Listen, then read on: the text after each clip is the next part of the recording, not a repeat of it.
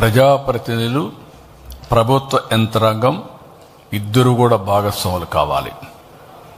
ఇది ఒక ప్రజా ఉద్యమంగా ముందుకు తీసుకుపోవాలి. ప్రజా ఉద్యమంగా ముందుకు తీసుకుపోవాలంటే అటు ప్రజల్ని చైతన్యవంతులు చేయడానికి ప్రజాప్రతినిధులు కావాలి.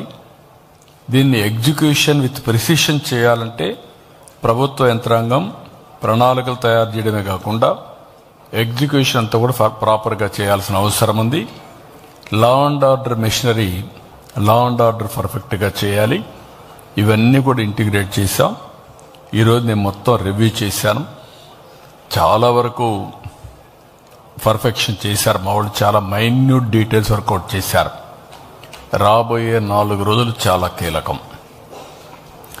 ఏదైనా గ్యాప్స్ ఉంటే అవన్నీ కూడా పర్ఫెక్ట్ చేసి అనుకున్న ప్రణాళిక అనుకున్నట్టు చేయడానికి ఎక్కడికక్కడ లాస్ట్ మైల్లో ఉండే ఫంక్షనరీస్ని ఇక్కడికి వచ్చి యోగా చేసే ప్రతి ఒక్కరిని కూడా చైతన్యవంతులు చేయడమే కాకుండా వాళ్ళని అవేర్నెస్ తీసుకురావాల్సిన బాధ్యత ప్రభుత్వ యంత్రాంగం పైన ఉంది.